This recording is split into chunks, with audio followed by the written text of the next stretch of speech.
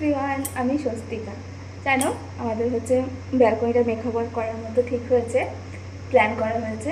এখানে তো প্রচুর ধুলো, ইন্ডাস্ট্রিয়াল এরিয়া, তবুও যতটা সম্ভব মেনটেন করতে হবে, কি আর করা যাবে। আর আমার না ব্যালকনির ডেকোরেশন খুব ভালো লাগে, খুব ভালো লাগে। আমার সমস্ত ঘরের মধ্যে সবচাইতে বেশি যেটা পছন্দের জায়গা হয় সেটা হচ্ছে ব্যালকনি।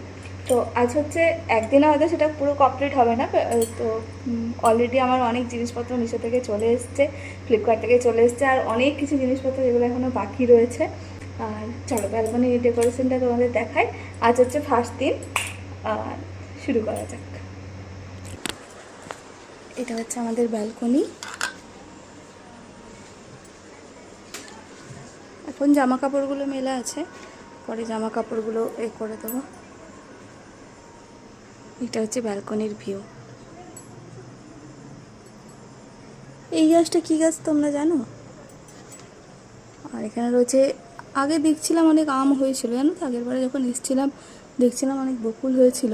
এবারে আর গাছটা যেন দেখা যাচ্ছে না। চলো আমি আমার কাজ শুরু করি। এই ব্যালকনি সাজাতে গিয়ে কী প্রবলেম হয়েছে বলো তো? আমি তো আমার হাজব্যান্ডকে বলেছিলাম যে সব পার্সেলগুলো এসছে নাকি দেখে নাও। সে সমস্ত পার্সেল দেখেছে এবং আমাকে দেখিয়েওছে।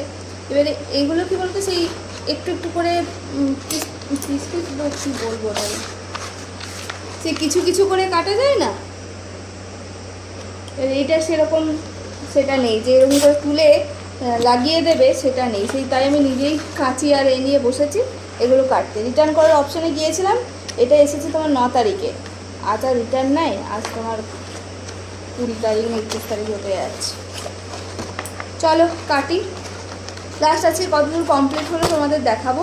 আবার বাকিটা কাল হবে, 2-3 দিন ছুটি আছে, তার মধ্যে যতটা পারবো করে যাব, আবার বাকি পরে হবে।